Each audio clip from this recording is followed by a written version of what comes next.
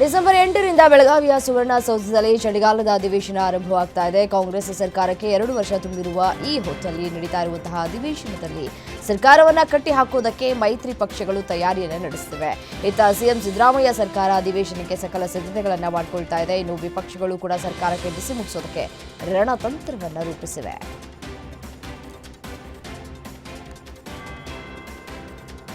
ರಾಜ್ಯದಲ್ಲಿ ಕುರ್ಚಿ ಕದನದ ನಡುವೆ ಇದೀಗ ಕಾಂಗ್ರೆಸ್ ಬಿಜೆಪಿ ನಡುವೆ ಗಡಿಯಾರ ಗುದ್ದಾಟ ತಾರಕಕ್ಕೇರಿದೆ. ಡಿಕೆ ಶಿವಕುಮಾರ್ ಮನೆಯಲ್ಲಿ ಆಯೋಜಿಸಿದ ಬ್ರೇಕ್ಫಾಸ್ಟ್ ಮೀಟಿಂಗ್ ವೇಳೆ ಸಿದ್ದರಾಮಯ್ಯ ಹಾಗೂ ಡಿಕೆ ಶಿವಕುಮಾರ್ ಒಂದೇ ರೀತಿಯ ವಾಚ್ ಕಟ್ಟಿ ಗಮನವನ್ನ ಸೆಳೆದಿದ್ರು. ಇದು ಕಾರ್ಟಿಯರ್ ಬ್ರ್ಯಾಂಡ್ ವಾಚ್. ಇದರ ಬೆಲೆ 43 ಲಕ್ಷ ರೂಪಾಯಿ ಅಂತ ವಿವಾದ ಶುರುವಾಗಿ ಈಗ ವಾಕ್ಸಮರಕ್ಕೆ ಕಾರಣವಾಗಿದೆ.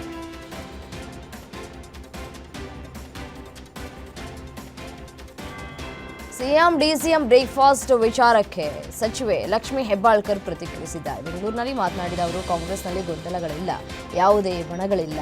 ಸಿಎಂ ಡಿಸಿಎಂ ಬ್ರೇಕ್ಫಾಸ್ಟ್ಗೆ ಸೇರೋದು ಒಳ್ಳೆ ಬೆಳವಣಿಗೆ ಅಂತ ಹೇಳಿದ್ರು. ಸಿಎಂ ಕುರ್ಚಿ ವಿಚಾರ ಹೈಕಮಾಂಡ್ ನೋಡ್ಕೊಳ್ಳುತ್ತೆ. ನಾನು ಮೊದಲಿನಿಂದಲೂ ಕಾಂಗ್ರೆಸ್ ಪಕ್ಷದ ಸಿಪಾಯಿ. ಪಕ್ಷ ನನಗೆ ಏನ್ ಮಾಡು ಅಂತ ಹೇಳುತ್ತೋ ಅದನ್ನೇ ಮಾಡ್ತೇನೆ ಅಂತ ಹೇಳಿದ್ರು.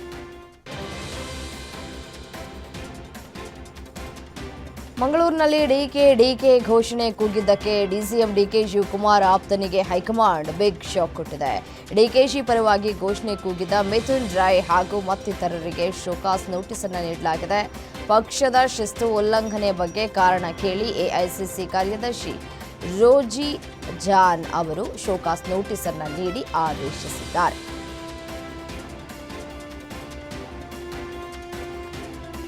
ರಾಜ್ಯದಲ್ಲಿ ದ್ವೇಷ ಭಾಷಣ ಹಾಗೂ ದ್ವೇಷದ ಅಪರಾಧ ತಡೆಗೆ ಪ್ರತ್ಯೇಕ ಕಾಯ್ದೆ ತರುವುದಕ್ಕೆ ಸರ್ಕಾರ ಮುಂದಾಗಿದೆ. ಸಚಿವ ಸಂಪುಟದಲ್ಲಿ ದ್ವೇಷ ಅಪರಾಧಗಳು ದ್ವೇಷ ವಿಧೇಯಕಕ್ಕೆ ಸಂಪುಟ ಅನುಮೋದನೆ ನೀಡಿದೆ. ಈ ಮೂಲಕ ಧಾರ್ಮಿಕ, ಜನಾಂಗೀಯ ಲಿಂಗ, ಲೈಂಗಿಕ ದೃಷ್ಟಿಕೋನ, ಜನ್ಮಸ್ಥಳ, ಭಾಷೆ, ನಿವಾಸ, ಅಂಗವೈಕಲ್ಯ ಕುರಿತು ಯಾವುದೇ ವ್ಯಕ್ತಿಗೆ ಹಾನಿ ಮಾಡುವ, ದ್ವೇಷವನ್ನು ಉತ್ತೇಜಿಸುವ ವ್ಯಕ್ತಿ ವಿರುದ್ಧ ಕಾನೂನು ಕ್ರಮ ಜರುಗಿಸುವ ಮಸೂದೆ ಇದಾಗಿದೆ.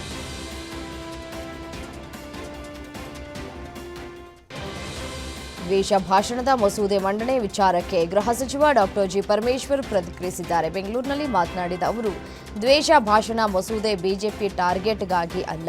ದ್ವೇಷ ಭಾಷಣ ಸಂಬಂಧ ಮಸೂದೆ ಬಗ್ಗೆ ಚರ್ಚಿಸುತ್ತೇವೆ. ಬಿಲ್ ಮಂಡನೆಗೆ ಹಿಂದೆ ಅನುಮತಿ ಪಡೆಯುತ್ತೇವೆ. ಪ್ರಸ್ತುತ ಇರುವ ಕಾಯ್ದೆಯನ್ನ ಇನ್ನಷ್ಟು ಬಲಪಡಿಸಿ ತಿದ್ದುಪಡಿ ಮಾಡ್ತೇವೆ. ಬಿಜೆಪಿಯವರನ್ನ ಟಾರ್ಗೆಟ್ ಮಾಡೋದಕ್ಕೆ ಬಿಲ್ ತರ್ತಾ ಇಲ್ಲ. ಅಧಿಕಾರದಲ್ಲಿ ನಾವೇ ಶಾಶ್ವತವಾಗಿ ಇರ್ತೀವ. ಯಾರೇ ಬಂದರೂ ಕಾಯ್ದೆ ಅದೇ ಇರುತ್ತೆ ಅಂತ ಹೇಳಿ.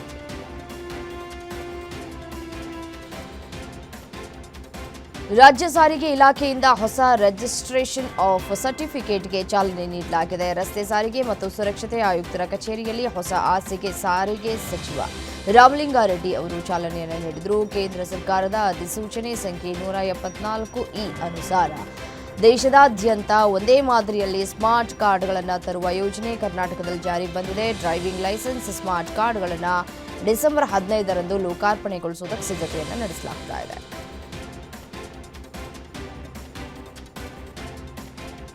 ಕರ್ನಾಟಕ ಮೂಲದ ಉದ್ಯಮಿ ವಿಜಯ್ ಮಲ್ಯ ವಿರುದ್ಧ ದೇಶಭ್ರಷ್ಟ ಆರ್ಥಿಕ ಅಪರಾಧಿ ಕಾಯ್ದೆಯಡಿ ಪ್ರಕರಣ ದಾಖಲಿಸಿರುವುದನ್ನು ಪ್ರಶ್ನಿಸಿ ಸಲ್ಲಿಸಲಾದ ಅರ್ಜಿಯ ಬಗ್ಗೆ ಬಾಂಬೆ ಹೈಕೋರ್ಟ್ ಮಹತ್ವದ ಹೇಳಿಕೆಯನ್ನು ನೀಡಿದೆ. ಮಲ್ಯ ಪ್ರಸ್ತುತ ಲಂಡನ್ನಲ್ಲಿದ್ದಾರೆ ಅಂತ ಅವರ ವಕೀಲ ಅಮಿತ್ ದೇಸಾಯಿ ಹೇಳಿದರು. ಇದಕ್ಕೆ ಮುಖ್ಯ ನ್ಯಾಯಮೂರ್ತಿಯವರು ಯಾವಾಗ ಬರ್ತಾರೆ ಎಂಬುದರ ಕುರಿತು ಸೂಚನೆಗಳನ್ನು ತೆಗೆದುಕೊಳ್ಳಿ ಅಂತ ಪ್ರತಿಕ್ರಿಯಿಸಿದರು. ಅವರು ಭಾರತಕ್ಕೆ ಮರಳಿದ ಬಳಿಕ ವಿಚಾರಣೆ ಮುಂದುವರಿಯಲಿದೆ ಅಂತ ನ್ಯಾಯಾಲಯವು ಪ್ರಕರಣವನ್ನು ಡಿಸೆಂಬರ್ 23ಕ್ಕೆ ಮುಂದೂಡಿದೆ.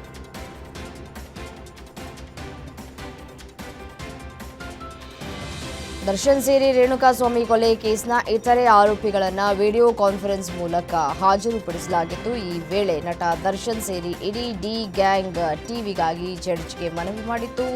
ಬ್ಯಾರಕ್ ಅನ್ನ ಬಿಟ್ಟು ಎಲ್ಲೂ ಹೋಗುವಂತಿಲ್ಲ. ಕೂತು ಕೂತು ಹುಚ್ಚು ಹಿಡಿತಾ ಇದೆ. ಡಿಪ್ರೆಷನ್ಗೆ ಹೋಗ್ತೀವೇನೋ ಅಂತ ಅನ್ನಿಸ್ತಾ ಇದೆ. ದಯವಿಟ್ಟು ಟಿವಿ ಕೊಡಿ ಅಂತ ಕೇಳ್ಕೊಂಡಿತ್ತು. ಅದರಂತೆ 57ನೇ CCH judge Darshan and team ಇರುವಂತಹ ಬ್ಯಾರಕ್ಗೆ ಟಿವಿ ನೀಡೋದಕ್ಕೆ ಜೈಲಾಧಿಕಾರಿಗಳಿಗೆ ಆದೇಶವನ್ನ ಮಾಡಿದ್ದಾರೆ. ಬಹುತೇಕ ಡಿ ಗ್ಯಾಂಗ್ಗೆ ಟಿವಿ ಭಾಗ್ಯ ಇವತ್ತು ಸಿಗುವಂತಹ ಸಾಧ್ಯತೆಗಳು ದಟ್ಟವಾಗಿದೆ.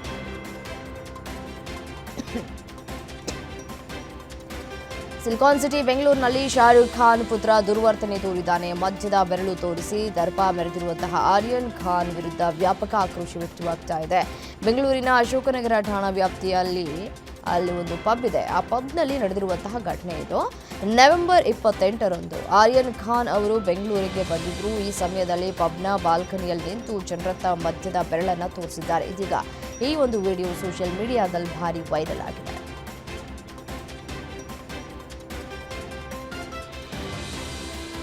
ನೆಲಮಂಗಲ ನಗರದ ಉದ್ಭವ ಗಣೇಶ ಜಾತ್ರೆಯಲ್ಲಿ ಡ್ಯಾನ್ಸ್ ಮಾಡುವಾಗ ಎರಡು ಗುಂಪುಗಳ ನಡುವೆ ಮಾರಾಮಾರಿ ನಡೆದಿದೆ. ಏಕಾಏಕಿ ಉಂಟಾದ ಘರ್ಷಣೆ ತಡೆಯುವುದಕ್ಕೆ ಪೊಲೀಸರು ಹರಸಾಹಸವನ್ನು ಪಟ್ಟಿದ್ದಾರೆ. ಜಾತ್ರೆಯಲ್ಲಿ ಡ್ಯಾನ್ಸ್ ಮಾಡ್ತಾ ಇದ್ದಾಗಲೇ ಜಗಳ ಶುರುವಾಗಿದ್ದು ಈ ಘರ್ಷಣೆ ನಡೆದಿದೆ. ಗಲಾಟೆಗೆ ಕಾರಣರಾದಂತಹ ಕೆಲವು ಯುವಕರನ್ನು ಪೊಲೀಸರು ವಶಕ್ಕೆ ಪಡೆದುಕೊಂಡಿದ್ದಾರೆ.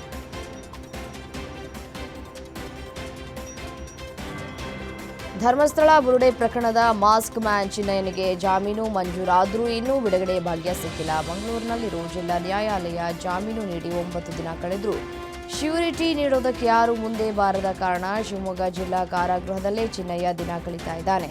1 ಲಕ್ಷ ರೂಪಾಯಿ ಬಾಂಡ್, ಇಬ್ಬರ ಶ್ಯೂರಿಟಿಯೊಂದಿಗೆ 12 ಷರತ್ತು ವಿಧಿಸಿ ಕೋರ್ಟ್ ಜಾಮೀನು ಮಂಜೂರು ಮಾಡಿತ್ತು. ಜಾಮೀನು ಸಿಕ್ಕಿದ್ರೂ ಚಿನ್ನಯ್ಯನಿಗೆ ಶ್ಯೂರಿಟಿ ನೀಡೋದಕ್ಕೆ ಯಾರೂ ಮುಂದೆ ಬರ್ತಾ ಇಲ್ಲ.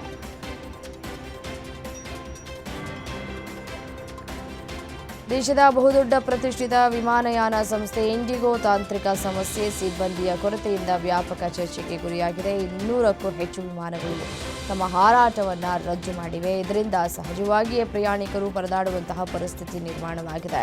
ದೇಶದ ಬಹುತೇಕ ಏರ್ಪೋರ್ಟ್ಗಳಲ್ಲೂ ವಿಮಾನ ಹಾರಾಟದಲ್ಲಿ ವ್ಯತ್ಯಯ ಉಂಟಾಗಿದೆ.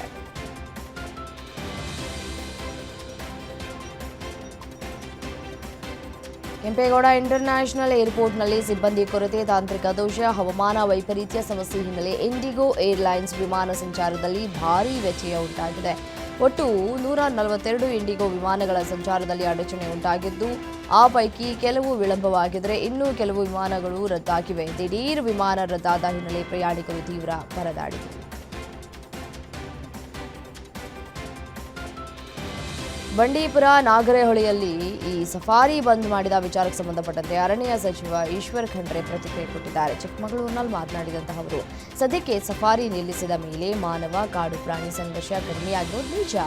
ಸಫಾರಿ ಆರಂಭಿಸಬಾರದು ಅಂತ ರೈತರು ಒತ್ತಾಯವನ್ನು ಮಾಡ್ತಾ ಇದ್ದಾರೆ. ಇದರಿಂದ ಸಫಾರಿ ಮಾಡಬೇಕಾ ಬೇಡವಾ ಅನ್ನೋದು ಚರ್ಚಿಸಿ ಕ್ರಮವನ್ನು ತೆಗೆದುಕೊಳ್ತೇವೆ ಅಂತ ಹೇಳಿದ್ದಾರೆ.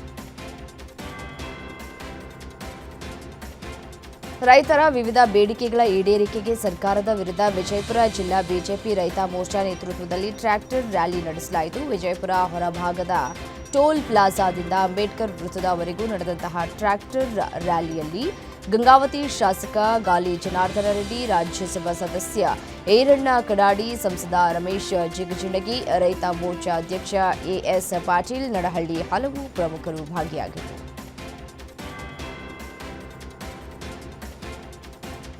ಹಾವೇರಿಯ ಕಡೂರು ಭಾಗದಲ್ಲಿ ರಾಜಾರೋಷವಾಗಿ ಓಡಾಡ್ತಾ ಇದ್ದ ರಕ್ಕಸ ಚಿರತೆ ಕೊನೆಗೂ ಬೋನಿಗೆ ಬಿದ್ದಿದೆ. 1 ತಿಂಗಳಿನಿಂದ ತಪ್ಪಿಸಿಕೊಂಡು ಚಿರತೆ ತಿರುಗ್ತಾ ಇತ್ತು.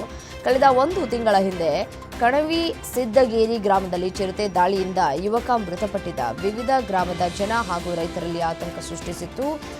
ಬೋನಿಗೆ ಬಿದ್ದ ಹಿನ್ನೆಲೆಯಲ್ಲಿ ಗ್ರಾಮದ ಜನತೆ ಇದೀಗ ನಿಟ್ಟುಸಿರನ್ನ ಬಿಟ್ಟಿದ್ದಾರೆ.